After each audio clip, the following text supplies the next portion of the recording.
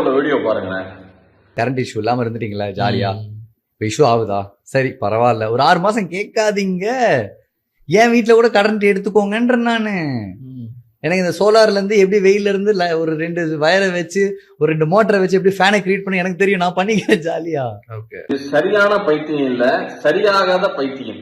6 மாசம் கரண்ட் இல்லைன்னு சொன்னா 6 மாசத்துக்கு எந்த கேள்வியும் அரசாங்கத்தை கேட்காதீங்க, நீங்களே சோலார வாங்கி போடுங்க அப்படி என்று ஒரு கிறுக்குத்தனமான பதில சொல்லி கொண்டிருக்கிறாரு.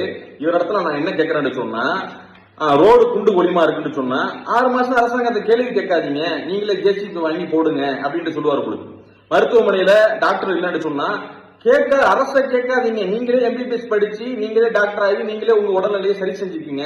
வேலை வாய்ப்பு ஏன் இல்லைன்னு கேட்டா அரசாங்க இடத்துல கேட்காதீங்க, வேலை வாய்ப்பை நீங்களே ஒரு கம்பெனியை உருவாக்கி நீங்களே வேலையை அந்த இடத்துல செஞ்சுக்கீங்க என்று ஒரு கிறுக்குத்தனமாக பேசக்கூடிய ஒரு மனிதராக தான் இவர் இருப்பார்னு நினைக்கிறேன்.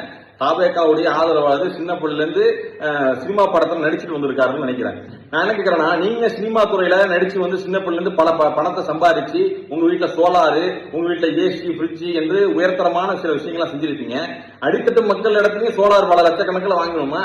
அதுக்கு தான் மக்கள் அரசாங்கத்துக்கு வரி கட்டுறாங்களா? அதுக்கு தான் உங்களுக்கு மாற்றம் வேண்டும் என்று தேர்வு செஞ்சாங்களா? அப்ப வரியை மட்டும் ஏன் வாங்குறீங்க? அமைச்சரே கட்ட சொல்ல வேண்டியதானே, முதலமைச்சரே கட்ட சொல்ல வேண்டியதானே? மக்கள் இடத்துல வரி எதுக்கு வாங்குறீங்க? என்ன மாதிரி மாற்றத்தை நீங்கள் தேர்ந்தெடுத்திருக்கீங்களா பாத்தீங்களா மக்களே? நீங்க கேள்வி கேட்டோம் என்று சொன்னாலே ஏன் கேக்குறீங்க? வீட்டுல தண்ணி வரலையா? போற நீயே போடு, ஏன் அரசாங்கத்தை கேட்கிற? வாழ்த்துக்கள், நீங்கள் விசிலுக்கு வாக்களித்த காரணத்தினால் உங்களுடைய மாற்றங்கள் எந்த லட்சணத்துல இருக்கு என்பதை இந்த ஒரு வீடியோவின் வாயிலாக நன்றாக தெரியுது. விசிலுக்கு வாக்களித்த மக்களுக்கு கோடான கோடி நன்றியை நான் தெரிவிச்சிருக்கேன். நீங்க விரும்பிய மாற்றம் என்ன தெரியுமா? இதுதான்.